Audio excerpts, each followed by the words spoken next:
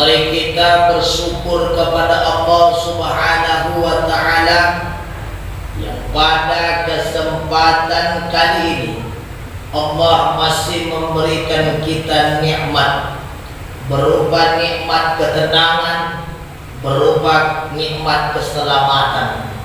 Karena pada hari ini masih banyak saudara kita,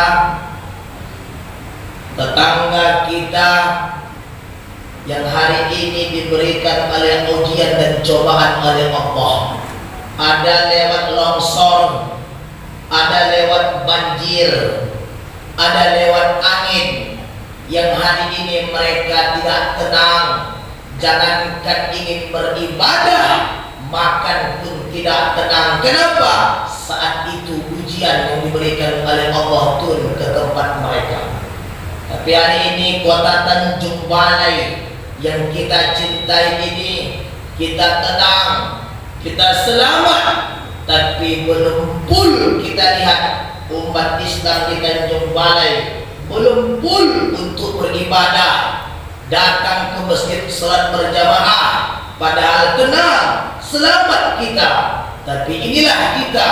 Maka mari kita bersyukur agar kiranya kampung yang kita cintai, kota yang kita cintai ini senantiasa dilindungi oleh Allah Subhanahu wa Ta'ala. Amin.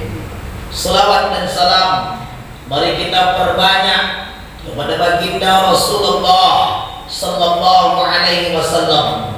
Allahumma salli wa sallim wa barik alaihi. Mudah-mudahan dengan memperbanyak salawat, kiranya kita salah satu umat yang mendapatkan syafaat beliau di yaumil qiyamah nanti. Amin ya rabbal alamin. Dan tak lupa juga mari kita terus meningkatkan takwa kita di sisi Allah Subhanahu wa Ta'ala, sehingga takwa yang kita miliki, sehingga takwa yang kita laksanakan nanti kita terima nanti di yaumil qiyamah. Itulah pegangan kita, itulah landasan kita yang insya Allah kita akan diselamatkan oleh Allah nanti di yaumil mahsyar dengan takwa yang kita miliki, yang kita jalankan di alam bumi ini. Amin ya rabbal alamin. Sidang Jumat yang dimuliakan oleh Allah, tertulis di dalam sebuah buku bernama Mukhasifatul Qulub yang dikarang oleh Imam Wajani di halaman 11 sampai 12. Disebutkan di situ ada peristiwa antara Nabi Daud alaihi salam dengan seekor binatang kecil yang bernama cacing. Ketika Nabi Daud berbicara lewat hati, bukan lewat lisan atau bibir. Ketika Nabi Daud menyampaikan dakwahnya, maka Nabi Daud melihat seekor cacing berjalan di tanah. Lantas di hati yang paling dalam, Nabi Daud berkata, "Wahai cacing, apalah gunanya kau diciptakan oleh Allah untuk agama ini?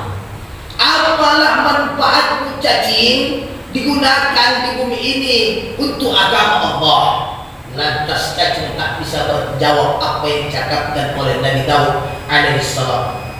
Sesuatu yang tak mungkin terjadi, sesuatu yang tak masuk akal pasti terjadi kalau Allah yang mau.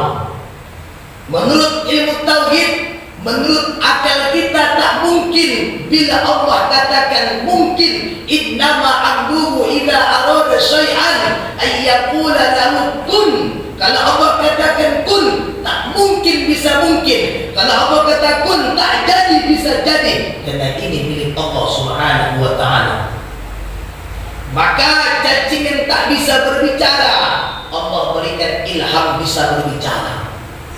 Lantas cacing itu bercakap, "Wahai Nabi Allah, aku memang diciptakan di tempat yang tanah, betul. Tapi aku dimuliakan oleh Allah. Apa itu?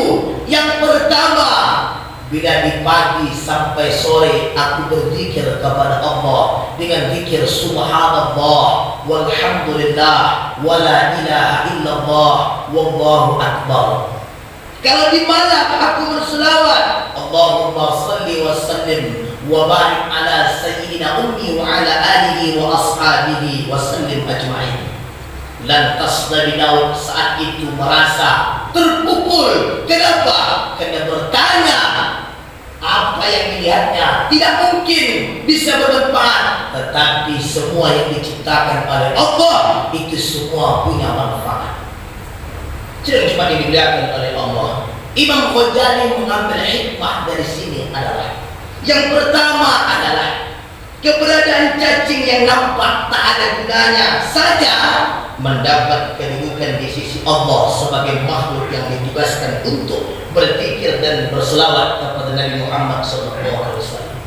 Kita yang manusia yang memiliki akal, yang diberi tuntun wahyu, yang diberi kesempurnaan fisik dan dipilih oleh Allah sebagai pengelola bumi yang disebut dengan khalifah, tentu memiliki kedudukan yang mulia di sisi Allah selama kita tunduk dan patuh kepada Allah Subhanahu wa taala. Maka hari ini malu kita dengan seekor cacing. Dia punya kedudukan di sisi Allah. Kenapa? Karena dia mengingat Allah Subhanahu wa taala. Lantas kita yang sempurna, lantas kita yang dipimpin oleh Allah untuk menjaga bumi, kenapa kita lebih rendah daripada binatang tersebut? Ada sebuah buku bernama Al-Kinayatun yang dikarangi Imam Ghazali juga. Beliau katakan di dalam tubuh manusia ada sifat karakter tiga. Ada terkadang dia macam binatang, yang binatang itu pekerjaannya membunuh, makan, tidur. Adakah manusia seperti begitu? Ada kadang dari manusia setan yang tugasnya melakukan perbuatan kejahatan, membisikkan untuk berbuat maksiat, dan tubuh kita. Ada dalam tubuh kita sifat malaikat yang tunduk, yang patuh, yang takut kepada Allah Subhanahu wa taala. Lantas sifat yang mana yang dominan, yang menonjol dalam kehidupan kita sehari-hari? Itu yang pertama, kata Imam Ghazali. Yang kedua adalah kita dilarang meremehkan makhluk Allah. Mungkin kita lebih baik dari orang lain, mungkin kita lebih berpendidikan dari orang lain, tapi tak boleh kita mengukur orang lain, merendahkan orang lain, mentang-mentang kita S1, S2, S3, profesor, kita remehkan orang lain. Itu tidak boleh. Nabi Allah, dia katakan dia Nabi, dia hina cacing. Ternyata cacing punya kedudukan yang lebih tinggi. Kenapa? Karena kedudukan yang paling tinggi bukan dilihat dari harta, jabatan, pangkat, kedudukan, tapi kedudukan yang paling tinggi hanya dinilai di sisi Allah Subhanahu wa taala. Oleh karena itu, sungguh dimuliakan oleh Allah. Kita sering mengukur orang lain, mentang-mentang kita banyak ibadah, banyak amal, kita anggap kita lebih mulia. Itu salah. Mentang-mentang kita punya ilmu banyak segudang, kita anggap kita lebih pintar. Itu salah.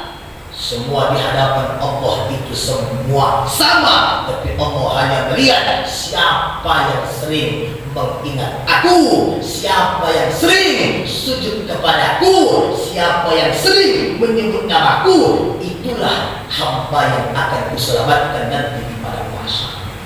Sungguh dimuliakan oleh Allah. Maka jangan kita mengukur orang lain, menilai orang lain. Mata yang kita diciptakan oleh Allah bukan mata untuk mengukur orang lain. Akal yang Allah ciptakan itu bukan menilai keburukan orang lain, tapi mata yang diciptakan Allah untuk memandang alam ini. Sebagaimana kita sering katakan, Allahu Akbar, Maha besar Allah, aku lebih rendah, aku lebih hina. Itu menunjukkan kita manusia paling rendah di antara makhluk yang diciptakan oleh Allah.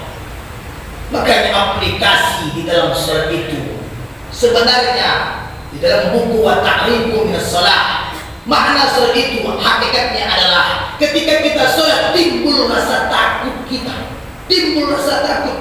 Apa makna takut? Takut melakukan perbuatan yang tidak diridhai Allah, takut memasukkan yang haram ke dalam perut, takut melangkahkan kaki untuk hadir ke maksiat. Itu sebenarnya ketika kita selesai melaksanakan ibadah sholat, ternyata selesai sholat tidak ada rasa takutnya untuk berbuat maksiat.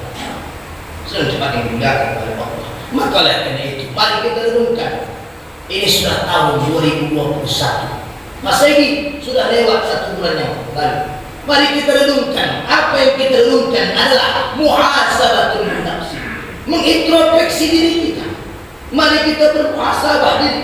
Kita mampu menutupi kelemahan lalu, meningkatkan kualitas kita pada hari ini untuk tingkat kepada Allah Subhanahu wa taala. Tuhasabu an qabla anfusakum hasibu. Hisablah, hitunglah diri kalian sebelum Allah menghitungnya. Timbanglah amalmu sebelum Allah menimbang amalmu nanti di yaumil qiyamah. Maka oleh karena itu mari kita bermuhasabah. Lihat, ini sudah Jumadil akhir, sebentar lagi masuk bulan Rajab, Sya'ban, Ramadan. Allah masih memberikan kita umur yang begitu harus kita nikmati. Banyak saudara kita yang sudah ingin sampai di bulan Ramadan, yang ingin untuk berpuasa, untuk beribadah, tapi umur tak sampai. Kita hari ini, umur yang diberikan oleh Allah manfaatkan untuk menuju kebaikan kepada Allah Subhanahu wa taala. Maka oleh karena itu mari, pesan Imam Ghazali adalah jangan kita menyepelekan orang lain. Yang ketiga, bahwa kita tidak diukur dengan apa yang kita miliki. Seberapa banyak harta yang kita miliki, setinggi apa jabatan kita miliki, Allah tidak mengukur itu. Tapi Allah mengukur siapa yang senantiasa menyebut namaku, mengingat aku dalam hal apapun, dalam acara apapun. Seketika dia ingat kepadaku, maka akan kuturunkan pertolonganku lewat para malaikat yang kukirimkan. Maka oleh karena itu, mari sebelum Jumat ini dimuliakan oleh Allah, kita bersegera, kita harus kembali kepada Allah agar kita diselamatkan baik di alam bumi ini, baik menuju alam kubur, sampai nanti menuju alam akhirat. Amin ya rabbal alamin. Barakallahu wa lakum fil azim wa nafa'ni wa iyyakum bil fiqhil hakim wa taqabbal minni wa minkum tilawatahu innahu huwal ghafur